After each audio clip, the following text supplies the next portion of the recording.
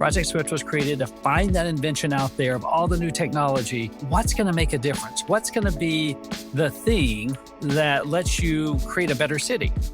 You're above traffic. Every trip is nonstop. They go about 30 miles an hour. That's going to be faster than anything you can do on the ground. It's just like the perfect Uber with a view.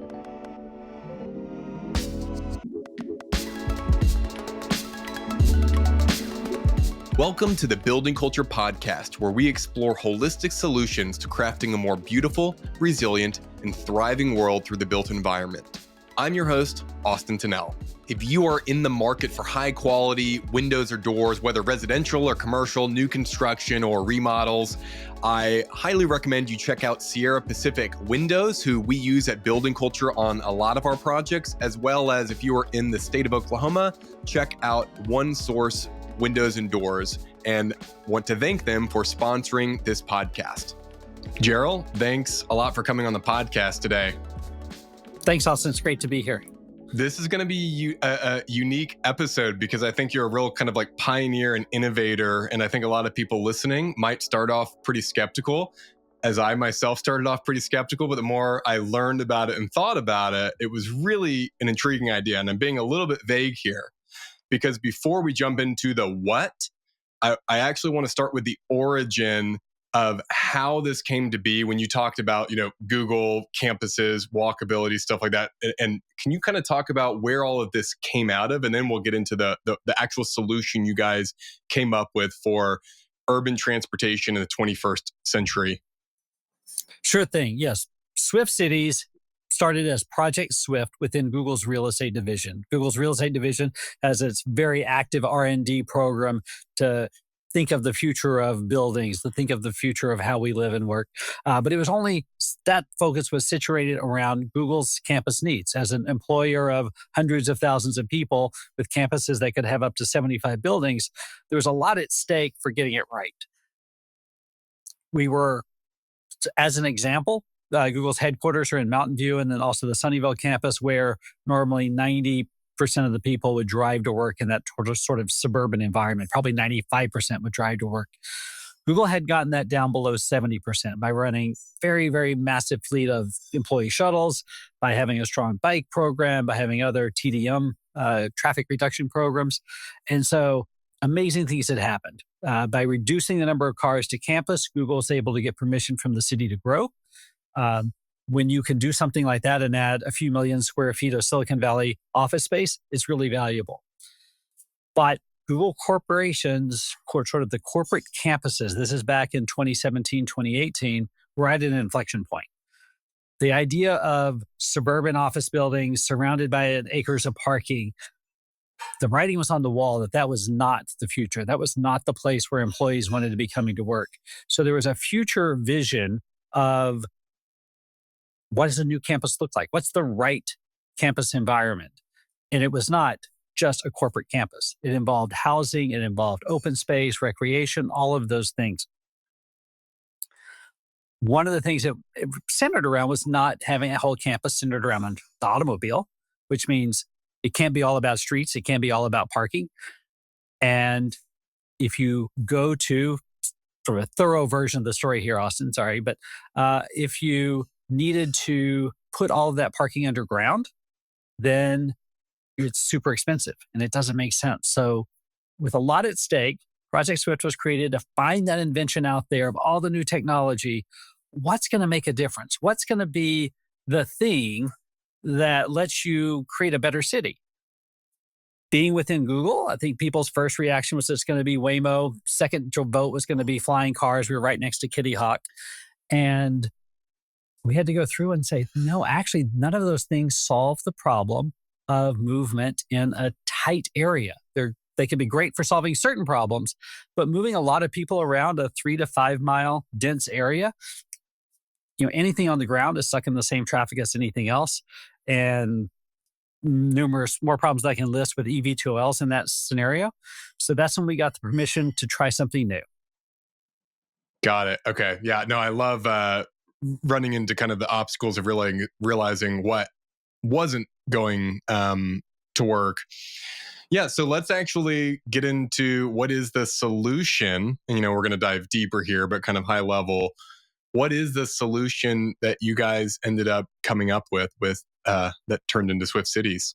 Yeah, a little harder to say in an audio format, but let me just start by saying, imagine a ski gondola where you see that cable running back and forth, and the cable goes around and around, and it's a line of little cabins or seats that hook onto it. And it's very dumb system. They go back and forth all day between two stations.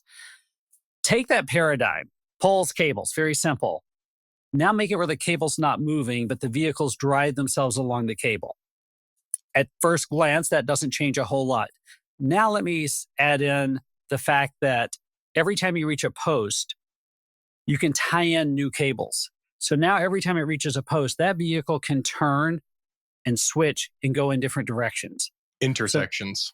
So, exactly. You're adding Aerial intersections, yes, into a cable-based paradigm. Now, the final thing we do is keep the vehicles small, so they're operating on demand. So rather than any sort of bus schedule, train schedule, fixed route schedule, these are operating like miniature taxis. You get in one, you tell it where you're going, and this is going to take the path that works for you to go through the system. I may have started your thinking up in a mountain, so let's bring that back down to suburbia and say you're going from a train station to a Google campus, you're going from the train station to your apartment. Each vehicle is going to take the right path it needs. You're above traffic. Every trip is nonstop. So they go about 30 miles an hour. That's going to be faster than anything you can do on the ground. So you get this great time as well as visual experience. And it's just like the perfect Uber with a view. That's so cool. And for, like you said, I'm going to share. I've actually haven't done this in the middle of a podcast before. We're going to try to share my screen just to share the video on your website, so people can kind of see a little bit. So I am sharing right now for anyone that's watching on Spotify or YouTube. And if you're not, you can go to, what is it, swiftcities.com, Swift with a SWYFT, right? Swiftcities.com. Yes. And you can kind of see this little video rendering of the gondolas. So you can at least have an idea of what's going on here. Yeah, what you're seeing is, in fact, that's actually one of the most infrastructure intensive models I can think of for it. It happens to be set in a pretty dense area. I call that the Chicago view. Yeah, but it's fine. Steel poles that connect to cables. So you get this gondola-like experience, but yet it can interconnect. And the one that you're seeing is actually a four-way intersection with tight turns, about as intense as it gets. But on the bottom left corner, what you're also seeing is that the stations don't need to be in the air. They're not big structures with staircases and elevators and escalators. Because of the cable rail interface, we can bring those right down to the ground level. And so they're basically the size of a bus stop. They're right there where people are, where they need to be. Very low maintenance. Like I said, everything is kept simple. The vehicles are powered by batteries on board, and the cables aren't electrified or anything. As a builder yourself, I mean, one of the things that the cable system gets you is this flexibility in how far apart the posts are. So if you were building sort of, let's say, a monorail or something, you need your post every 90 feet, 120 feet. And if there's power systems underground, if there's sewer systems underground, there's massive expenses in moving utilities. Here, you just make it 20 feet longer, 30 feet longer, 50 feet longer. You have just great flexibility for avoiding those kind of obstacles that are what really kind of grind down traditional transit systems. When you think something should cost X number of dollars a mile and it comes in 3 or 4X, it's not that the rails cost more, it's that you had to avoid some sort of obstacle. You had to move a bunch of underground utilities. It's about making the simplest infrastructure possible with the most flexibility, and while simultaneously giving the rider this great experience that works both for the rider and typically for the kind of people we're talking to. It's good for our actual customer as well. Right. Speaking of the pole distance, like that's you're right, you honed in on something that's a big deal, I think, for flexibility. How far can poles theoretically be from each other, like maxed out? Yeah, we'd say there's almost no theoretical maximum. There's ways, but we typically keep them about 300 feet apart. Up to 1,000 is certainly viable. Really? 1,000's viable. What is that just about? The tension on it, how deep it goes. I'm guessing it gets more expensive the Yeah. farther out they are per pole, even though Yeah. you're saving on the number. Because of the sag, you think you need to be 18 feet above the ground. The farther apart they are, the taller the poles need to be. So 300 feet is a good ratio to think that the top of the post is going to be 30 feet up. The vehicle is going to ride below that. Yeah, that's And so the that's kind about, of trade-offs. 300 feet is about a block, but if you needed to go farther, you could. That's really interesting. So I'm going to kind of inject here my thought process behind it when I went from being like, what? Yeah, I wanted to What are you hear talking how about? you went from skeptic to curious or Right. more. Yeah. Yeah. So part of it comes from being I'm from Houston and now I'm in Oklahoma City. And you could say I'm generally part of the YIMBY movement and the New Urbanist movement, all these other movements about building, better, more walkable, people-centered places. I'm not anti-car. I like cars. It's more just we should be building for humans with cars. And then I do like public transport when it works. When I go to Europe and I'm on trains or New York City or DC or something and I'm on subways, that's great. Well, most of the US has been built under a highway system with almost endless suburban sprawl. And so Oklahoma City, Dallas, Houston, whatever, and I'm just using the examples that I know, Phoenix and all these other Midwest cities are the same way. You are never going to transform those cities into mass public infrastructure subway cities or train cities. You can have little light rails downtown. And I'm just saying that from a practicality standpoint. If you look at the price per mile, how much space it takes, easements, it's just unbelievable, particularly when most of our cities, and most people don't know this, but Chuck Marone of Strong Towns is big on this, that our cities are really not doing very well fiscally. They might even be like Oklahoma City and Edmond are in the black on paper, but when you look at their deferred infrastructure maintenance, they're $20 to $30 million, even just a small city like Edmond, running massive infrastructure deficits, basically. So our cities don't have a lot of money. We can't go transform a Dallas into some wonderful subway city with, all this walkable urbanism. So then the practicality part starts setting in. And I'm excited about autonomous vehicles as well. I think that's going to lead to a lot of opportunities of less parking, more on-demand rides, stuff like that. I think that will open up a whole new realm of possible infill development and filling in. If you just look at a map of parking in a city, it's just insane. It takes up most of the area. So that will help some, but it doesn't resolve all of the problems and all the traffic problems. So this really, in my mind, kind of layers on top of all of that. We have the upcoming, autonomous vehicles, which will be great. Maybe autonomous buses, which will be great. But part of it is like buses. People do not love riding buses, and they're also actually very expensive to operate if you're going to create a really big network. And so multiple things with land, with cost, with the comfort of riding. You literally have a pole. I don't know how big those poles are, all the diameter of the pole. I mean, what do you need, a 5 foot by 5 foot easement to put a pole? Yeah, they're about 4 feet wide, and so depending on the soil conditions, your foundation can vary. But you're right on. Yeah, I mean, so you can put that in a sidewalk. You could put it in the middle of the road. You could take up on a private easement or government easement. It's so dynamic. I'm not saying like, oh, I think this could, if you were building a city from scratch, I don't know. I haven't thought about it enough to say, if you were building from scratch, is this the way you would do it? I don't know. But when I do look around at the solutions out there, I'm going, this actually makes a lot of sense. And of course, the self-driving things, the network of them, the almost Uber-like taxi nature of them, that me and my wife or me and my kids could call one and we could get in it. And, because my first question I get when I've told other people this, they're like, I don't want to be up in the middle of the air with strangers. And like, what if it stops? And it's just like me and this other person and they're a weird person. You're like, hey, fair. I get that.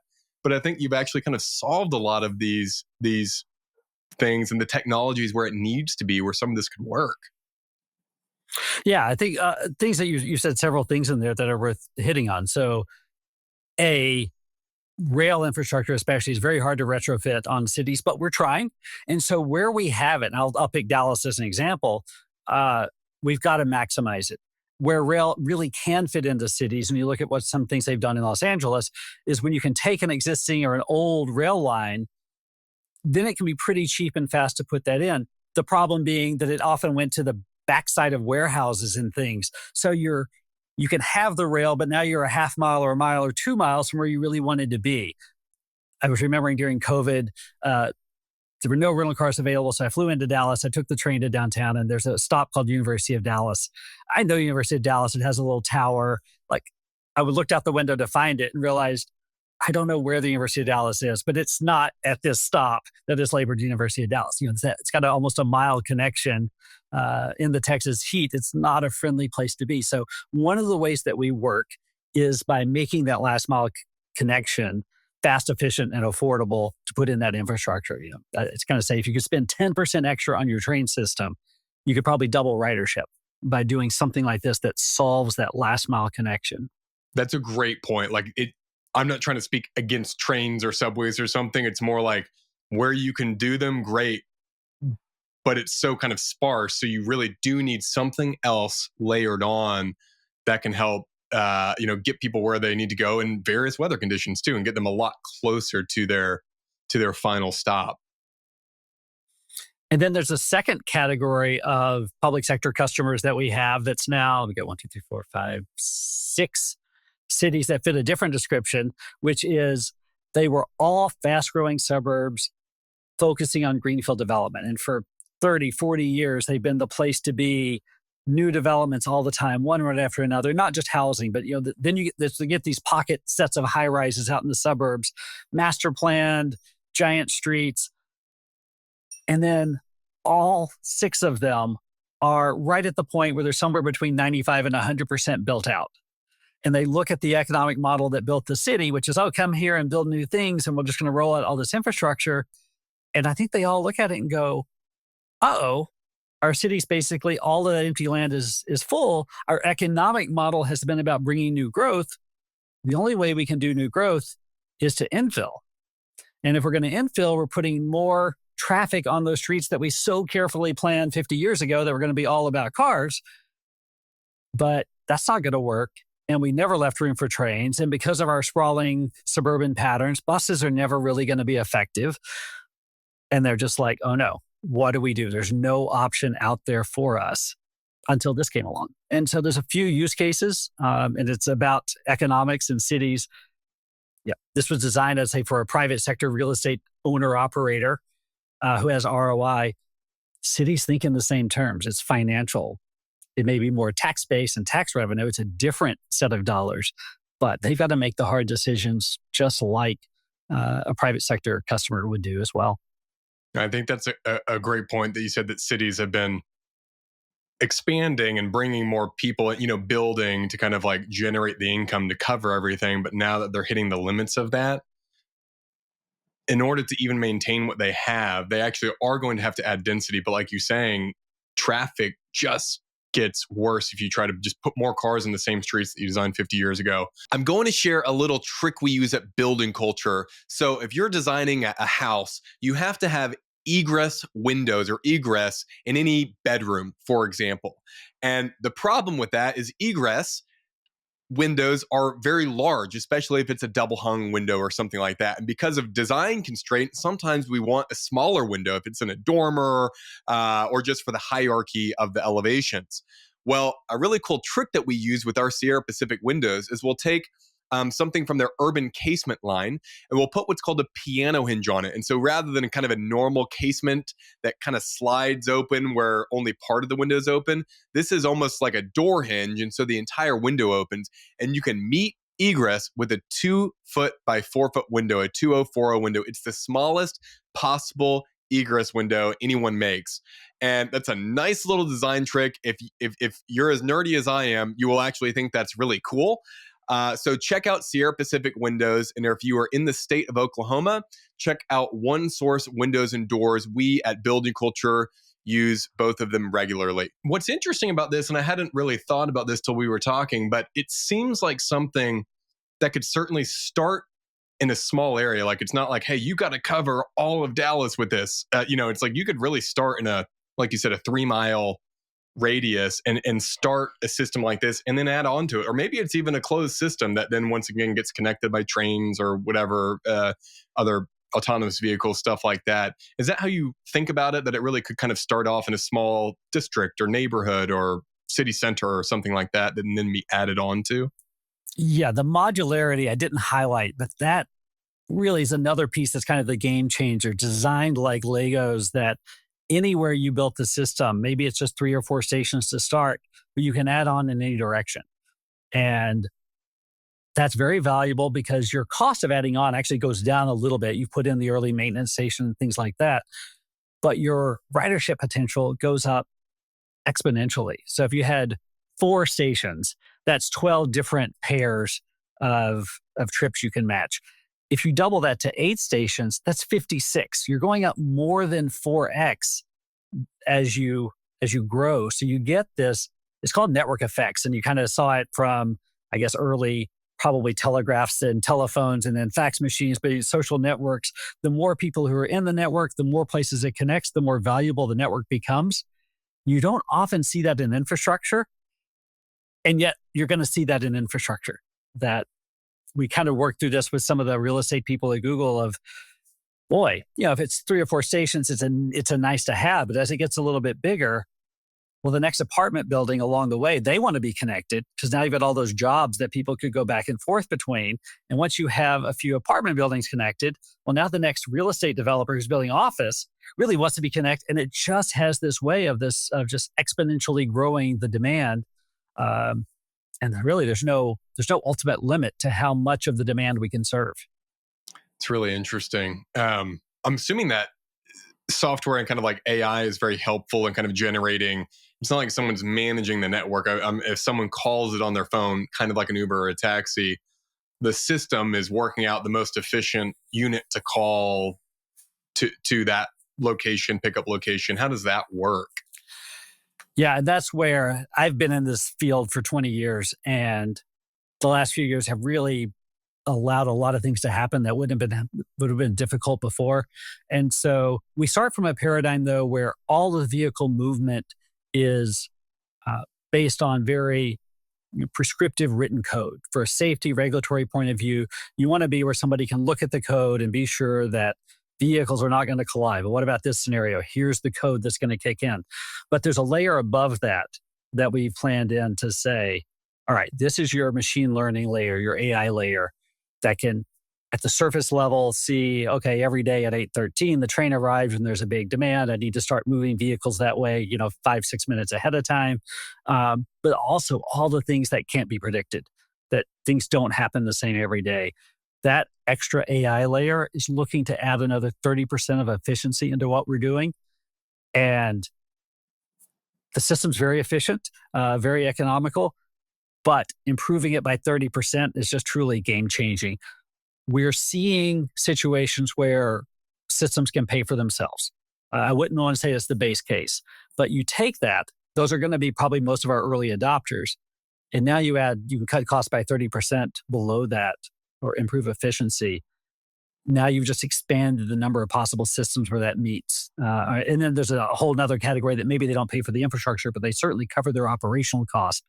By cutting costs 30%, you greatly expand the number of systems that would meet that criteria. That's really interesting. Speaking of cost, and people are not going to, if you say it costs $1 million a mile or something, people aren't going to be able to relate that to anything. So maybe the best way to relate it is, say, compared to a bus system that you have to operate the buses and the people driving the buses and all that. Is there a way to kind of say, like, compared to X, this is X amount of the cost? I mean, the people we're talking to, it's often they're comparing it to a parking garage. Should I build another 1,000-space garage? Should I spend another $200 million on a parking structure? Or should I spend $60 million on this thing that not only might prevent the need for that parking structure, but gives people a great experience, and I can now reuse the space for that structure for something that's valuable and additive to the property. So that's really the kind of trade-off that people are making in the world that I'm in. Wow. Yeah. I want to touch on the stops, because I think that one's like hard to imagine for people. There isn't in the video, but like it was when you said, or I think it was when I was on the call and you said, basically takes up the room of a bus stop. That's where I'm like, oh, that was a kind of one of those big moments for me too, where I'm like, maybe this really is like a very interesting solution. Can you talk about how those work?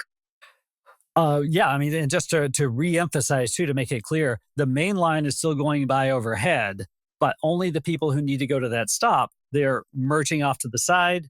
They're dropping down on a piece of rail, which is where we can go at a 30-degree grade. And then you're out of the way quickly.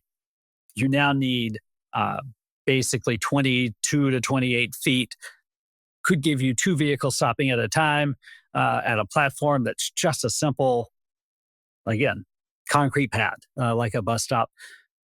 In some situations, it'll have awnings and power and lighting and will recharge vehicles there, but it's not necessary. It can just be a simple pad. And then the vehicles are able to go back up the rail on the other side, merge back into the main system. And that piece of just that segment was all that was needed for a station. Wow. And you said it right. Really, think of it as a stop. I do use the word station. Sometimes you'll need the big station with the ticket machines and all sorts of things, but often it's just considered a stop. Man, that's yeah, that's pretty wild. Okay, yeah, and that's cool. That I mean, the main line goes by overhead, so you're not creating traffic jams or something by people coming down. Where do are you imagining? And I know this is kind of new in a lot of ways, so you're still figuring things out as you go, and you've got real use cases. But I mean, in clients, but extra vehicles and things like that. You mentioned, you've got AI and predictive analysis of train stops. You're going to start sending things there. Do these things kind of float around? Do they stay at a charging station somewhere? And I'm sure it just depends on the application too, but what are some of the ways you're thinking about that? The notion of, and it kind of depends if you're in a place that might get a hurricane where you need 100% of them to be able to be stored in a weatherproof area. I think generally throughout the day, the more dispersed they are, it's only during those moments of rush hour, morning and evening, that they're all out at once. So you want to make sure, like battery life, we're making sure that it can work all the way through the rush hour periods. And then after that, smaller distributed, wherever you have pockets of space in the network to put on a siding, to put on a small maintenance facility or small charging area, it's very flexible.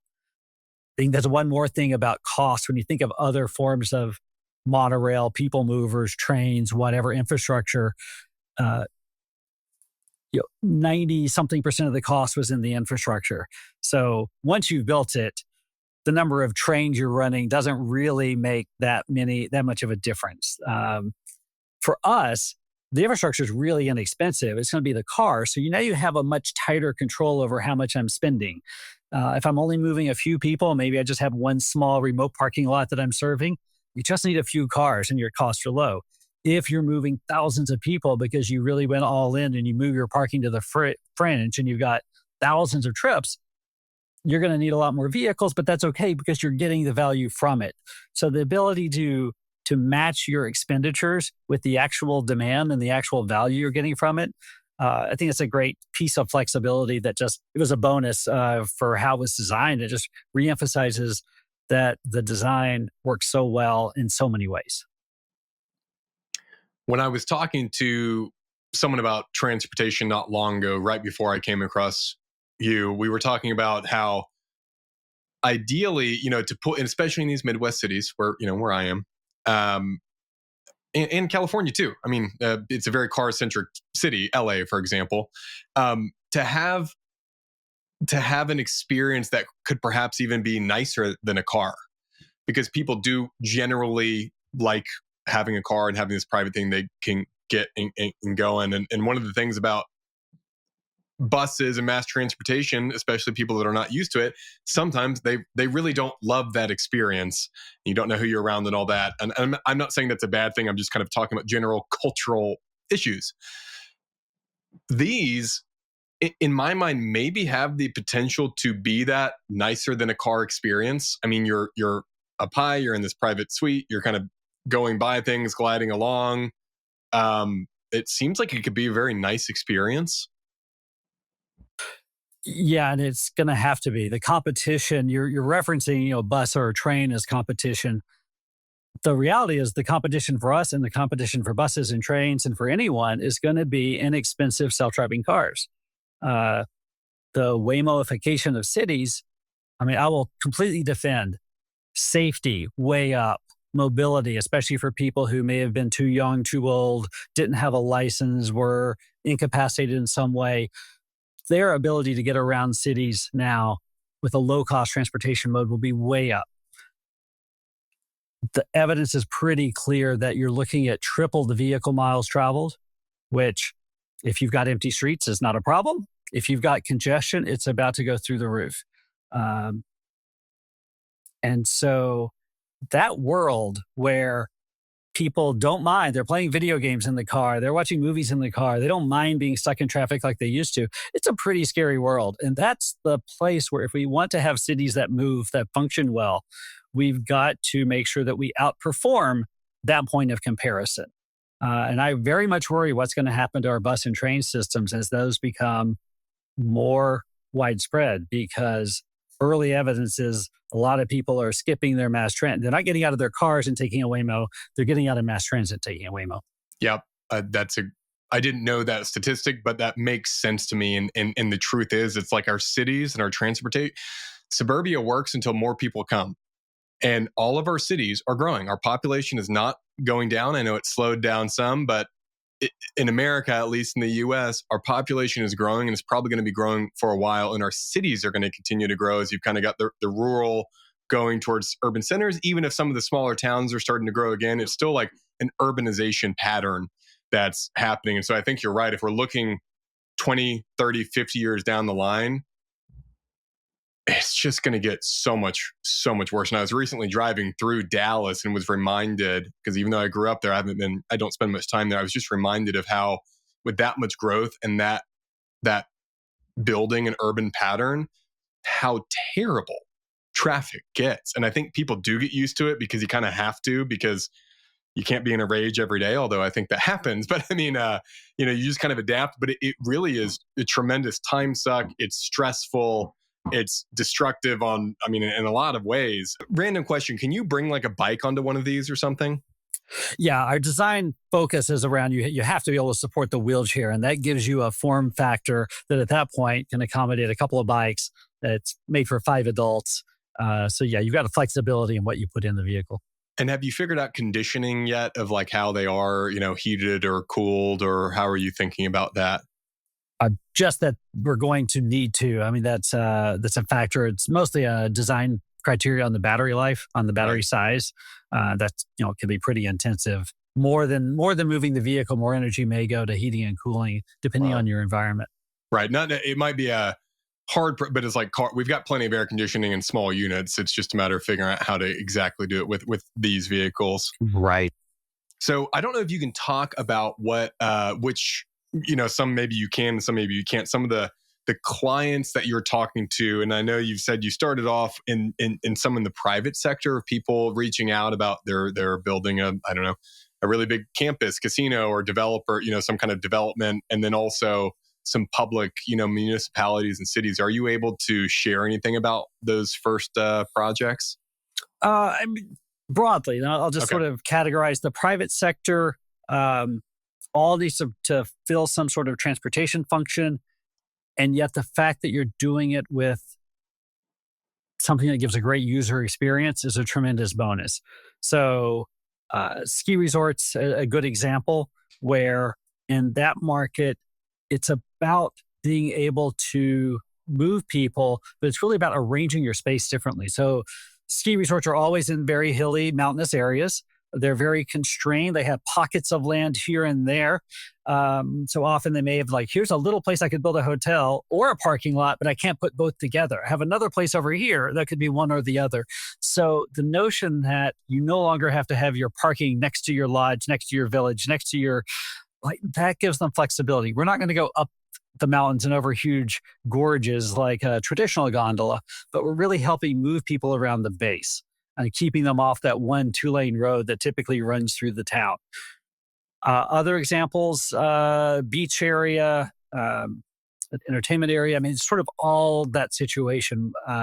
We may be replacing some sort of the little circulator bus that makes 15 stops and goes in a circle and only comes every 20 minutes, but you're trying to only go a half mile. And so those aren't often that popular.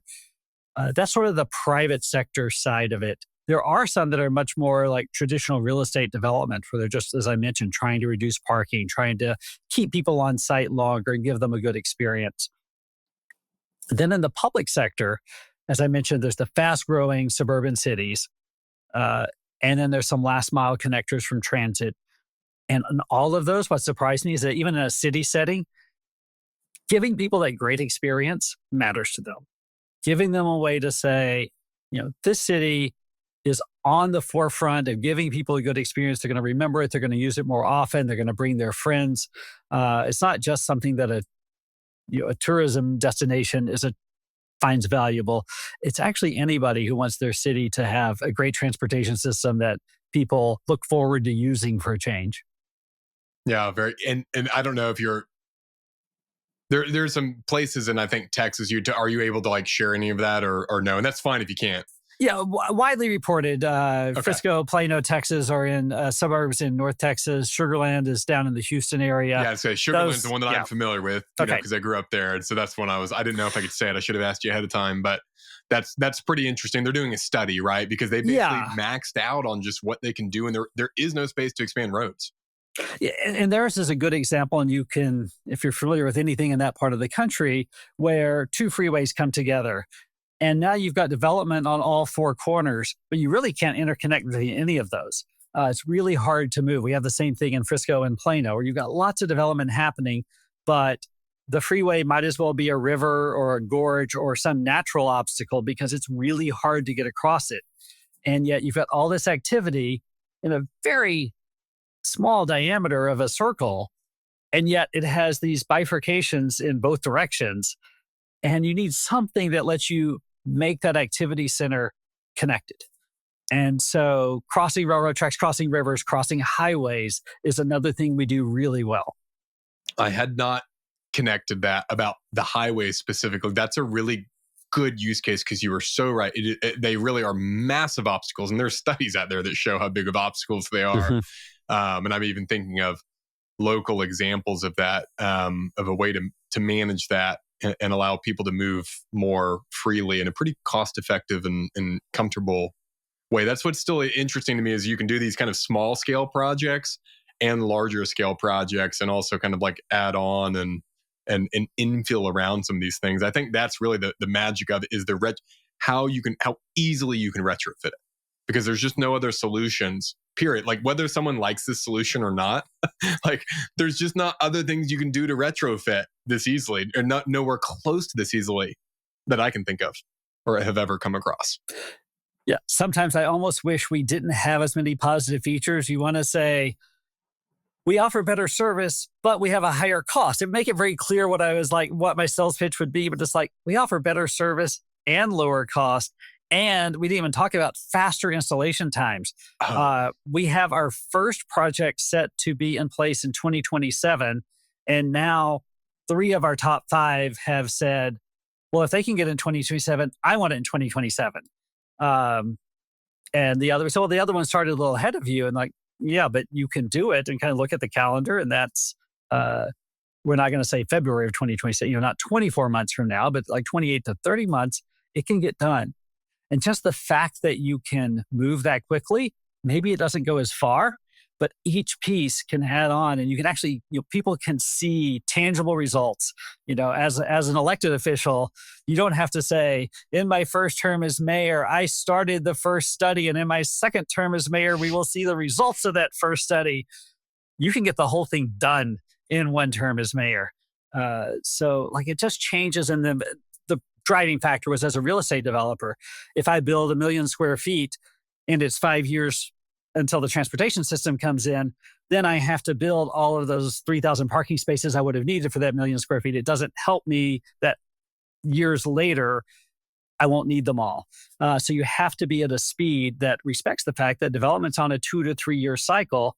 And if the building starts under construction and you start the transportation system under construction, they better all be delivered at the same time.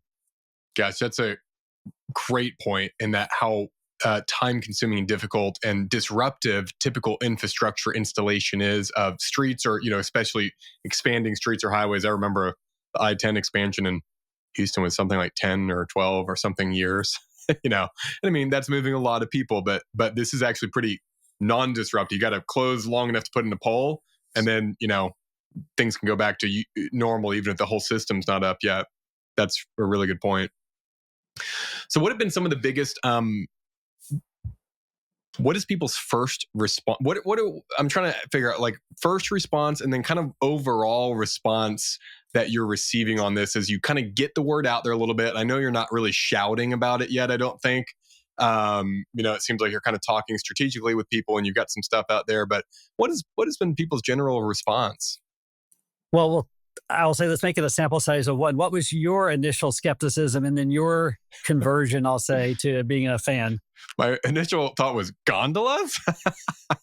But the way you said it, even I think that was a great way to say, like, hey, imagine this gondola. That's pretty dumb, right? And so that's a great way. I think you taking it through the steps of is pretty smart. And so it was really just adding up all the pieces and thinking about what it solves and what other, just the problem of transportation. There might not be a perfect thing. People might say, I don't like things up high or something, but you're like, well, if it's going down the center of a road and you got traffic below it and you're cruising along, but it's not like it's messing up your skyline or something. And so for me, it's like one lack of nothing better that I can think of. And it really solves a unique problem, I think, and is a unique solution that overlays on top of autonomous vehicles and driving and maybe some bus and mass transit too. You still need that other, and this seems to do that. So I don't know. That's kind of my conversion experience. The bus, the Uber aspect that it's a taxi, the intersections, the adaptability of it, the low cost, the ease of installing and retrofitting. Yeah, I think that the biggest obstacle is people who you just see the gondola. I actually had a call this morning with the university that has a split campus, and one person was in the planning department and one person was in a different department. And afterwards, we were going through, the planning person is totally going through this list of benefits and how they could shift their parking and they could connect their campuses better. And they paused for a question from the other person. The other person said, now, how is this different than a gondola? Because they just had not absorbed all of these things to say, you see it, you make a bunch of assumptions, then you have to undo them all. So that's probably thinking, helping people think through that. I think a lot of people say in the private sector real estate world, may have a conversion moment like yours. People who are from the gondola world, the traditional mass transit world, I think still, actually even people from the rest of the transportation world spend a lot of time focused on the 20-mile commute problem. Those are like 3% of daily trips. And yet a lot of people want to solve that trip. They want a flying car to get you from the suburbs to downtown. They want a big train to get you from the suburbs to downtown. They want bigger highways to get you from the suburbs to downtown. That really isn't the majority of trips. It's actually a pretty small percentage of trips.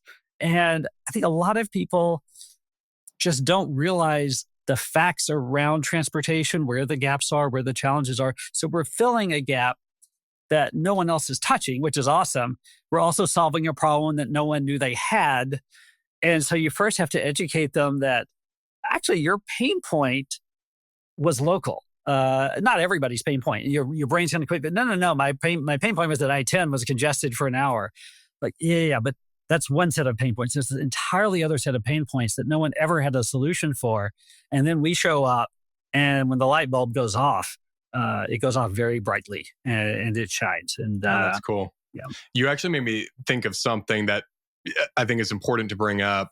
You talked about the commute from suburbs to downtown. When I was telling some people, that was the first thing they brought up. But like, what about downtown? They only go 30 miles an hour, And I'm like, well, that's not necessarily the problem this is trying to solve. And two, I whenever I think about city building, people should be thinking about it on a 100+ year timeline, because it takes so long to do. And then that pattern is imprinted for a very long time, and it's hard to change. And so I just think about, what do cities over the next 20, 50, 100 years look like? And yes, right now we've got really strong downtowns and then just endless low density suburban sprawl. And I'm not saying in 50 years we're not going to have highly intense and the most dense downtowns. You'll still have that. But I do see as the suburban cities kind of max out on how much they can sprawl out, they do have to start infilling. How do they start infilling? You start creating moments of density, districts around the city that become more intense and a little bit more dense and grow outwardly slow, with all this kind of like suburban neighborhoods between and connecting all these districts, which once again, for me, so a little bit more localized, where neighborhoods and people's lives do over time, and this could happen over decades, become a little bit more localized. And once again, I think this solution actually can work very well with something like that. And it's about choices. It's about land use. It's about being part of a system. Um, yeah, I mean, everything from bikes and walking on one end, trains, mass transit on the other. The system has to match the geography, has to match the land use. The land use has to match the transportation. There's some data we came up with at Google. We struggled to even understand it for a while. And it basically says developers are building, the largest portion of development happens at the highest density that the transportation network supports.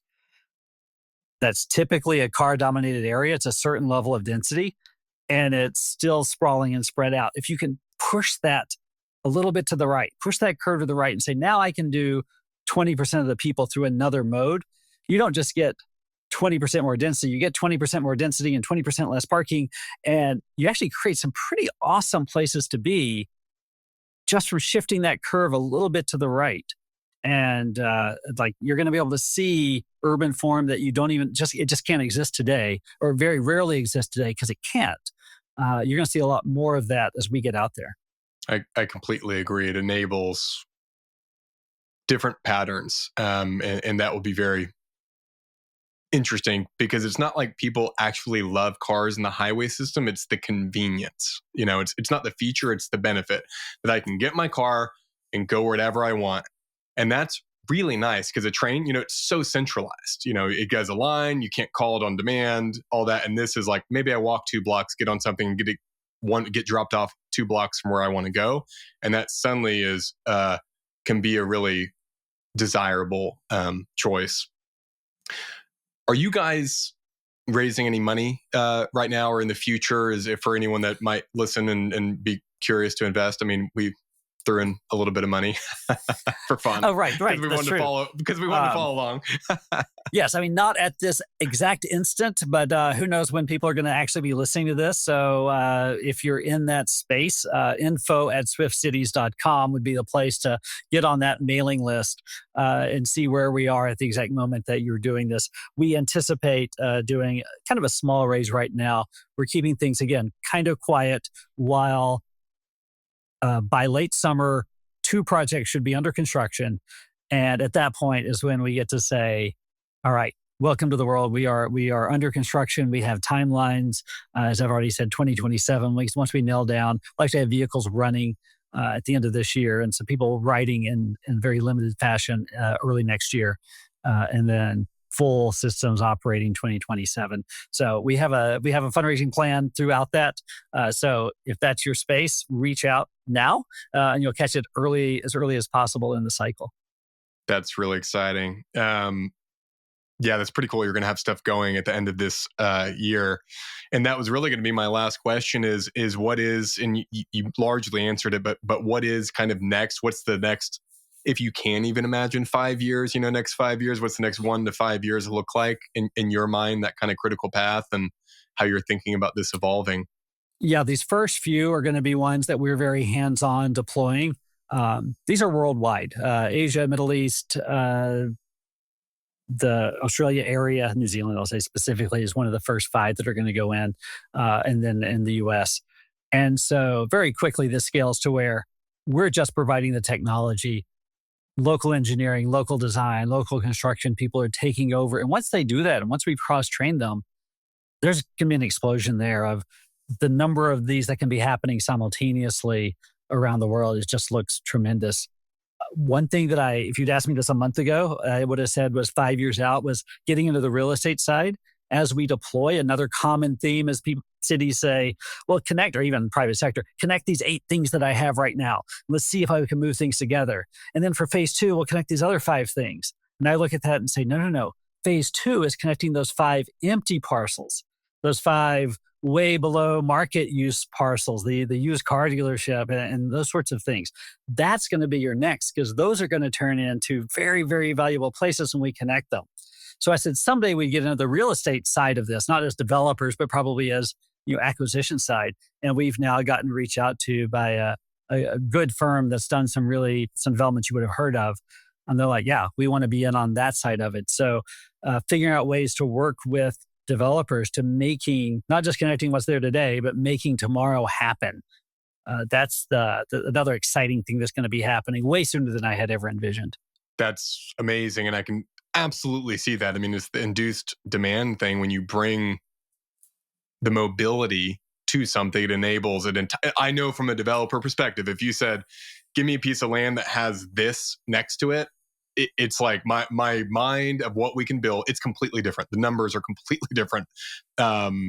So yeah, I can definitely see that. It's funny. You said induced demand. In the transportation world, induced demand is always a negative. It's like you built a freeway and you induced demand for cars. I guess it just dawned on me. It doesn't have to be inherently a negative. You can induce demand for a better transportation system that's not the car. Yeah. So yeah, we have the chance to make that not a dirty word again. Yeah, no, I think you're right. I hadn't thought about that, but I've only heard it, I think, with the induced demand of highways. Well, Jeral, I'm really excited about what you guys are doing. I think it's really pioneering, and I can't wait to see some of these real use places, applications around the world. I think it's like we always, at Building Culture, we talk about blending the best of old and new. It's not looking back and saying like, just for nostalgia, we should build things like the Romans built or something, or just because it's new technology doesn't mean it's good. It's about solving the problems with the materials and tools and limitations and culture we have now. And I'm starting to wonder, like, what if this is just, one of the best 21st century solutions to urban transportation? I don't know, to be seen, but I think it's pretty exciting. So. Well, it was great to be on the show. I love talking about this. I love the way you asked the questions. So I look forward to continuing to deliver, and then we can do it again when you can actually ride one. Hey, that's gonna be cool. We'll do one in one of the carts. Yes, what do you call them actually? Sorry, cabins. Cabins. Thank you. Okay. And how do people follow you? You mentioned, info@swiftcities.com to follow the newsletter. How else can people follow what you guys are up to? Yeah, we're definitely active on Twitter and LinkedIn. Swyft Cities, SWYFT Cities. We keep the world informed through those channels. Great. Well, Jeral, thanks so much, and look forward to staying in touch. All right. Take care. Thanks, Austin. If you've been enjoying this podcast, please like, subscribe, and share with your friends. And if you're listening on Apple or Spotify, please leave us a 5-star review. Thanks so much for listening, and catch you on the next episode.